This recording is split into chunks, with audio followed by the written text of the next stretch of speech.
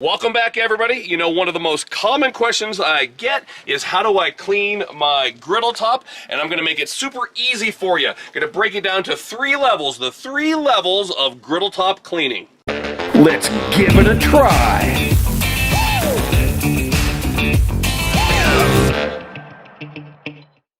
I just finished griddling some gorgeous Texas toast grilled cheese. And what could be more easy or fun to make, right, than grilled cheese? So I think of the simplest foods to make the least messy on the Blackstone Griddle. Probably something like grilled cheese, a cheese quesadilla, or a pancake. Let's take a look at the griddle top. There's really nothing on there, okay? At the most, you might have to do very minimal light scraping. That's really it.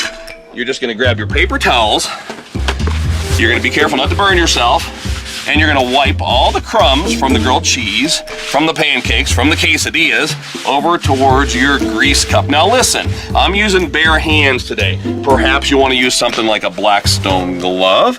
That way if you do slip, you won't burn your hand on a hot griddle top. But grilled cheese, quesadillas, pancakes, very simple foods. That's all there is to it. I'd give it a simple wipe, a little bit of oil, and then you're simply gonna wipe your oil into the griddle top and it's ready for the next dish. You can't beat grilled cheese in the Rocky Mountains. Shout out to our oldest daughter, Hannah. She's helping me out behind the camera today. I believe these gorgeous prime rib burgers are done. Let's pull them up here. Oh, yeah. We got burger time. Let's give it a try. Okay, hamburgers. This is level 2. As you can see, I would say hamburgers or steaks. Level 2, because you got some mess here. Look, I left that burger on there. Look, I have some cheese. You can see the cheese is a little nasty left on there. So let me set these burgers aside here and show you how you clean a level 2 griddle. So here, you know, we don't have any sugary residue like we're gonna have on stir fry later, but we got kind of a mess. We have burned in sugar. So you're gonna pull out the old griddle scraper. I like this kind right here, folks. I like the kind that has a sharpened edge on it right there. And we're just gonna go ahead and scrape, okay? It shouldn't be too rough. If your griddle top is properly seasoned, we're lightly scraping, okay? We're not digging in there, folks. And why do we not dig in there? That's because these are steel griddle tops. Carbon steel. This isn't a restaurant cooking top. Ones that are made out of stainless. Those ones, the line cooks have to scrape those things every night all the way down. They're not non-stick, and they're certainly not as easy to work with. So here's all we're doing. We're doing light scraping, like this. So now you can see we pretty much got it to the point of where we had our previous cook, our grilled cheese. We're just gonna get all the crumbs and residue off the griddle top. Okay, once again, we're gonna grab our handy paper towels. In this case, it is a Bounty. And we're gonna wipe. Being careful again, wipe. Get all those crumbs off. Move them all back here towards your grease cup. Let me switch out a paper towel here. Okay, just like that. Once again, gonna grab my oil. In this case, it's extra virgin. We're gonna give our griddle top a squirt of oil. And we're gonna, yikes, we're going downhill. We're in the mountains. We're gonna wipe this in. And this is the way I would leave my griddle top for the next cook. We're ready to do another recipe, or we're ready to pack it away for the evening. We're just finishing up some stir fry here. Of course, I got Blackstone sesame, teriyaki, sear and serve.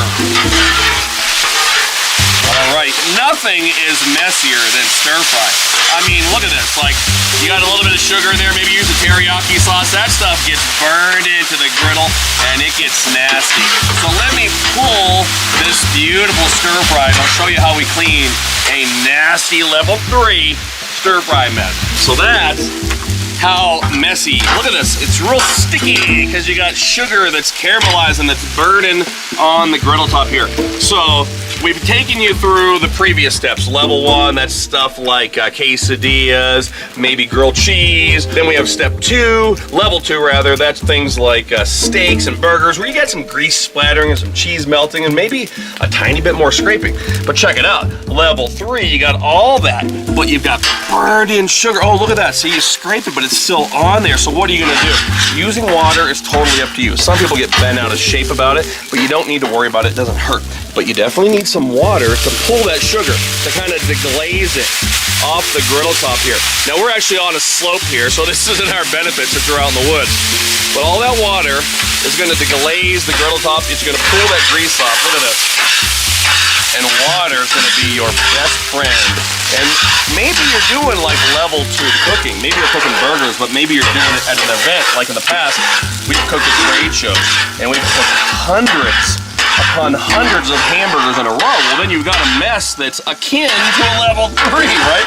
So water is just your choice. If you've got something that the scraper just isn't taking care of, you just get some water, and then we're right back to that last step again where we get our paper towels, come over here and wipe off our griddle top, okay? Now you notice, folks, I never did any aggressive scraping. You're never gonna aggressively scrape this. And one thing I wanna point out is you always want to clean your griddle top when it's hot, like I'm doing here. I get people a lot of times that send me messages and they say, hey Todd, I don't like the griddle because my family's done eating before I'm cleaning it. Well, you just saw me clean this in 3 different ways, right? 3 different levels. It should never take you more than a minute to clean your griddle top. 2 minutes tops, right? If you're really taking your time and closing your eyes, maybe 3 minutes. But that's all there is to it, and you want to clean it when it's hot, because if you let your griddle cool down, all that oil, that grease is going to solidify, and it's going to get downright nasty. And then that's all there is to it, folks. Look how pretty that looks. We can turn that griddle off right there. You can let it smoke off for a minute if you want to, but it's ready to go for the next go around, whether you're making crepes or packing it away for the night. 3 different levels that I've developed for cleaning your griddle top, and you might have your own. That's just fine, okay? This just works for me. I've been cooking on Blackstone griddles for going on 9 years. So thanks for watching, everybody. If you have any questions on how to use your Blackstone griddle, just visit us at blackstoneproducts.com. Check out my weekly show right here. It's called Let's Give It a Try. Check out Chef Nate with Cook, Eat, Repeat. Check out Blackstone Betty with Family Style. And of course, our good friend CJ's First Cooking Show. I have some delicious stir-fried eat here, so I'm gonna be quiet and we're gonna sign off. So until next time, everybody, this is Todd saying praise the Lord and pass the stir-fry.